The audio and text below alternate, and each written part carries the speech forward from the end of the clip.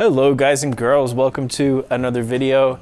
Allie and Callie are taking the day to film one of Allie's new crafting videos on her channel. So while they do that today, I'm gonna run to the Goodwill down the street and see if I can find anything to flip on eBay. Let's go.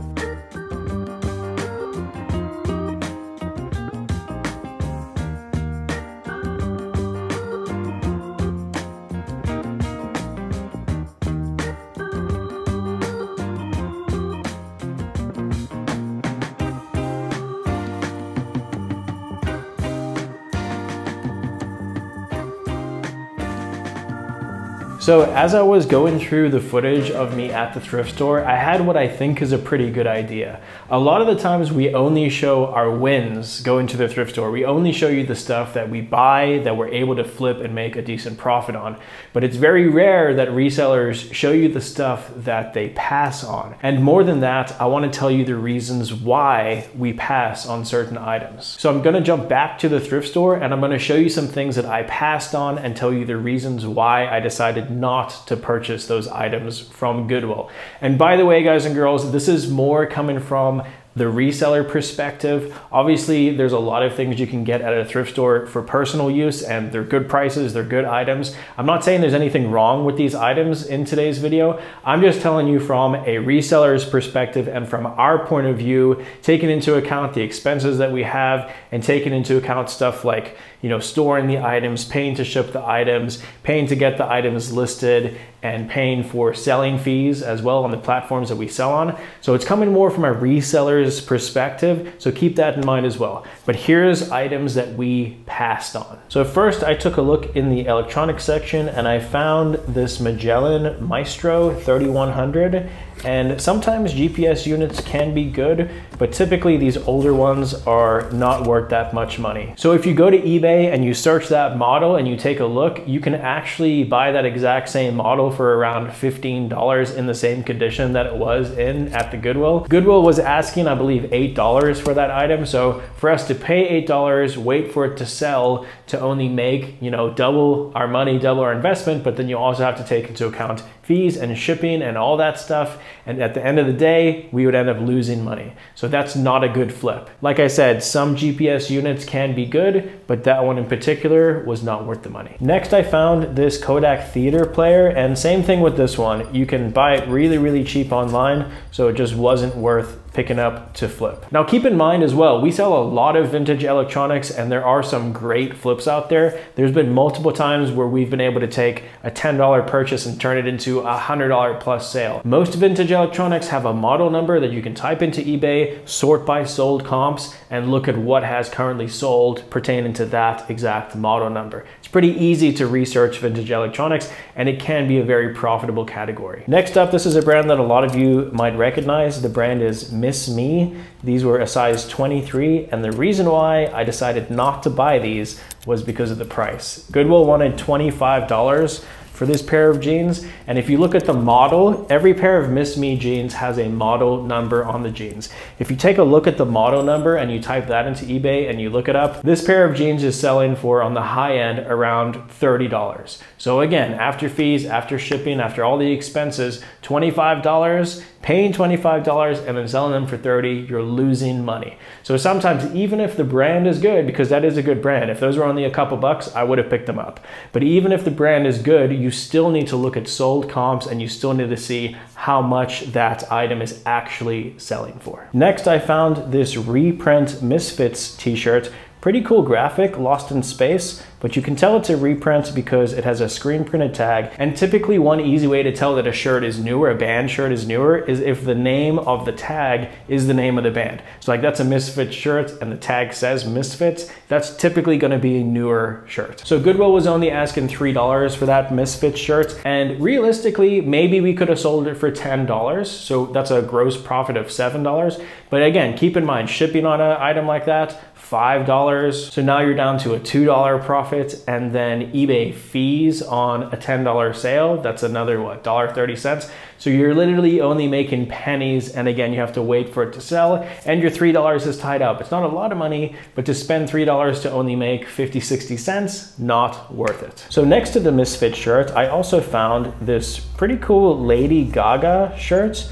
Same thing with this one, it's a newer one, Lady Gaga Enigma, and same price, $3, a size small. It had the tour hit on the back, Lady Gaga Las Vegas Enigma. So that's an example of a newer t-shirt that actually is worth buying, in my opinion. $3 on that shirt into probably, you know, there's some sales on that shirt for close to $40. But on the lower end, let's say we could get $25 for that shirt. $25 after 13% eBay fees and after paying, you know, $4 to $5 to ship that shirt out, and then minus your cost of goods of $3, you're still looking at a pretty healthy $15 net profit.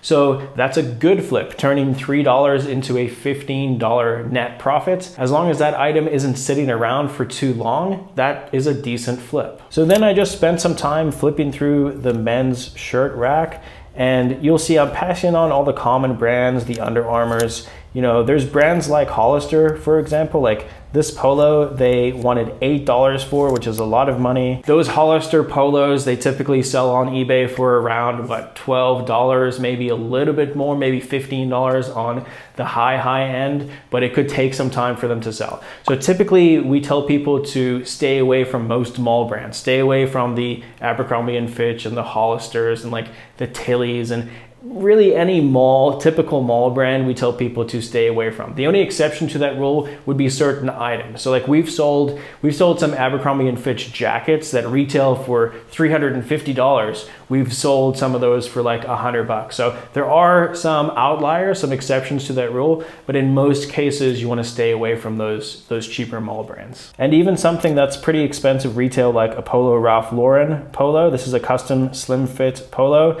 Goodwill's asking $10 for it. So when you take into account your time to list it, paying $10 for the item, maybe selling it for $25, again, that's, even though there is some profit there, that's just not worth it for us, right? Because we have to consider our time and the effort that it takes to actually flip that item. So don't just think about the money that you're gonna be making off the item. Also think about the time that you're putting into it. You're paying for gas to get to the thrift store, you know, you're paying for mileage on your car, you're paying for the electricity in your house or in your office to list the item. There's a lot of other little factors that some people forget to think about when they're just purely looking at the profit. So keep that in mind when you're sourcing. Here's another example of a newer music t-shirt. This is Shawn Mendes Illuminate World Tour. That's one that again is worth like maybe $15 on the high end, but it might sit around for a while. So that's, you know, do you want to take a chance and hold on to it and see if it sells, or do you just want to move on to something else? Now I was kind of stuck on this one for a while because it felt like really good quality fabric, and I thought, for a second, I thought it might be a men's Lululemon shirt, so I was looking for the Lululemon tag. But then I also remembered that athletic men's Lululemon shirts like that, they have this 3-stripe or 3-stitch on the top collar, and that's a pretty easy way to identify a men's Lululemon shirt. If you can't find the logo and the tag's missing, look out for that 3-stripe, and that's a good way to identify it. Now here's a brand that a lot of you are probably very familiar with. It's a brand that we're very familiar with as well. It is Tommy Bahama, and they wanted $10 for this Tommy Bahama shirt. For us, Tommy Bahama is one of those brands that has steadily declined in value throughout the years, so it has to be the correct shirt for us to buy it. That, or sometimes we'll buy, if there's a bunch of the same size, different patterns or different colors, we'll buy them and lot them up into like, you know, 3 shirts for one price, 4 shirts for one price. But most of the time when we're buying Tommy Bahama now, we're only really buying the unique ones or the ones with the embroidered backs. I also came across this interesting Ruger t-shirt, and this one did make me stop just for a second because I know that Ruger is a pretty popular brand, and I also know that in the past we've personally sold vintage Ruger brand shirts for $40, $50. So it did intrigue me. There were some stains on it and it wasn't a vintage Ruger shirt, but that is a brand that if you find like a true 90s one, you can get some pretty decent money for it. Now, as far as shoes go, I picked up this pair of Adidas shoes. And one thing that I want to show you, most shoes, most name brand shoes like Adidas or Nike, they're going to have a model number on the inside tag. So on Adidas, you can see there's an ART number, CQ3024. If you go to eBay and you type in that model number, you can see the listed items and you can also see the sold items. So that is the easiest way to research the exact same shoe model. Nike is usually 6 numbers with a dash and then another 3 numbers. And same thing, all you have to do is take that model number, go to eBay, type it in, hit search, And there you go, you can do your research. You don't have to blind buy these items. You can actually go and do your research and see if the item is actually selling. One thing that I want to tell you as well is there's a thing called sell-through rate. And we're always very conscious about buying items with a high sell-through rate. What that means is, let's say I look at that model number and there's 10 listed, and then I sort the items by sold recently and there's only 1 sale. That means that that item is not in high demand. But let's say that there's 10 listed and I sort by sold items and there's 20 sales. That means that there's more sales than the amount of items listed. And that means that it's a very desirable item. So something like that we would buy. We typically look for at least a 50% sell-through rate. So again, that means 10 items listed. We want to see a minimum of 5 sales within the past 90 days on that item. So next I took a look through the hard goods. They actually just rolled these racks out, so I made sure to see what was in them immediately. Now I know Specialized is a higher end mountain bike because that's the type of mountain bike that we ride, and not being, you know, pompous, but the mountain bikes that we bought were expensive. I think they were like $1,750 a piece. So they're very expensive mountain bikes. Same thing with the helmets. The helmets can be very expensive. Now, here's something interesting. You used to be able to sell used mountain bike helmets on eBay, but you cannot sell them used anymore. Recently, eBay switched it where they have to be in new condition. And I'm sure that has to do with liability issues in response to people, you know, selling mountain bike helmets that have previously been in an accident or something like that. When a helmet's been in a wreck, it completely ruins the integrity of the helmet. So it totally makes sense. Really good for personal. Like I said, you can find some good stuff at thrift stores for personal use, but not for resale because you can't sell that on eBay anymore. I'm sure you can probably sell it on other websites, maybe Macari or Facebook Marketplace or locally, but to me it's better not to even mess with mountain bike helmets at all. I also came across this Razer Death Adder mouse. Razer is a pretty good higher end computer brand, like PC brand, and we've sold some Razer products in the past for good money. Unfortunately, this particular item, Goodwill wanted $5 for it, and it's only selling, you can buy it for like, you know, $10 to $12. But that's a really good Bolo brand, be on the lookout brand, Razer. They do make some higher end computer components, so if you see that brand, just research it. You can even just scan the barcode. If there's a box, scan the back of the barcode and see what pops up on eBay. Or again, you can just type in the model and see what pops up. Here's one that a lot of people might not be aware of. This is a Bonavita kettle. But what's interesting about this one is the neck. They call it a gooseneck kettle.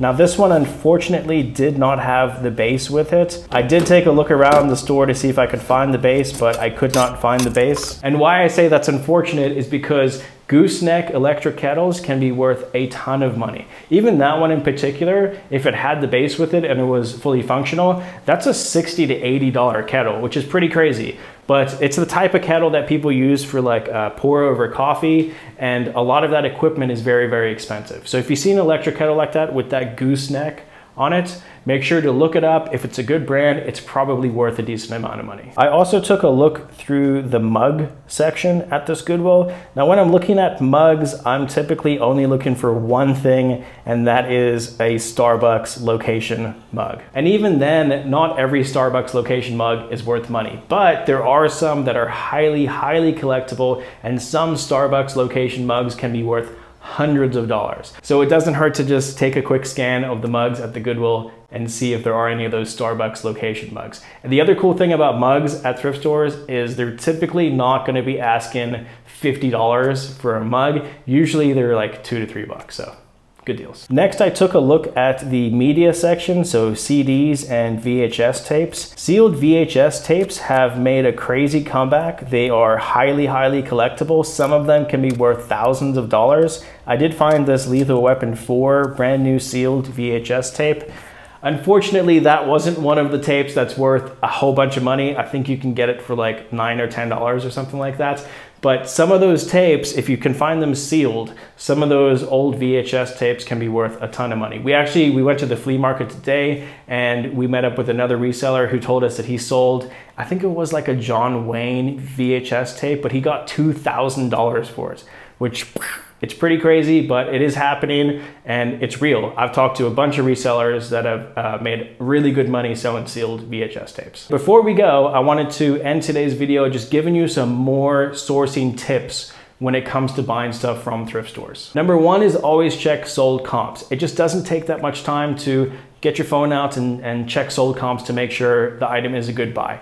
Markets fluctuate so much online that even if it was a good buy a month ago, it might not be a good buy now. So it doesn't hurt just to check your sold comps and make sure that you are fully comfortable knowing that you're going to make money on your flip. Number two, get outside of your comfort zone with different categories. Don't go into a thrift store, especially when you're first starting out. Don't go into a thrift store going, I'm only going into the store looking for high-end Jordans, or I'm only going into this thrift store looking for vintage electronics, or I'm only going into this thrift store looking for a $300 vintage t-shirt. It's very rare that people find stuff like that. So get outside of your comfort zone, look at different categories, research stuff, get your knowledge base up, and you'll greatly benefit from doing that. Look on new racks and in new bins. So as they bring out the new racks of clothing, go and look at those. As they bring out the new bins of media or hard goods, take a look through those. We found some of our best finds in those new racks because it's stuff that other people haven't seen yet. So it's okay to rush over to them and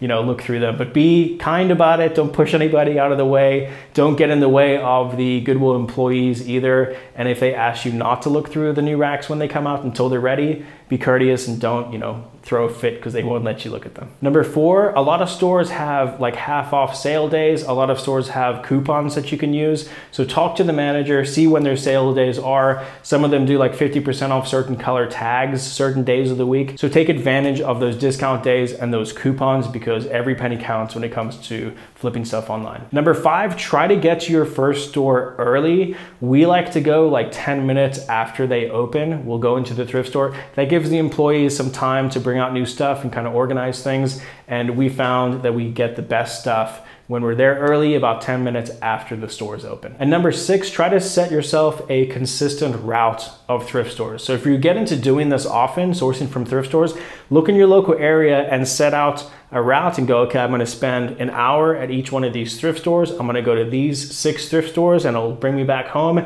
So I know I'm gonna be sourcing for a total of 6 hours plus travel time. That's 8 hours-ish of sourcing. And I know that these are good thrift stores to go to.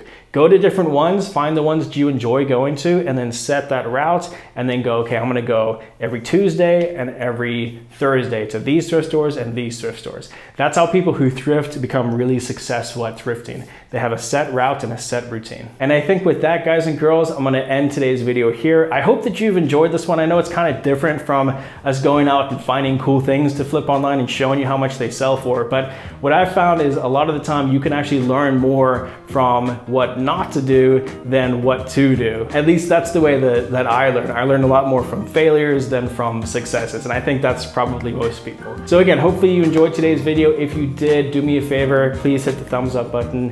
And I just want to say thank you so much for your support on the channel. It means a lot to us, and we'll see you on the next one. I'm Ralli Roots. Later, everyone. Bye.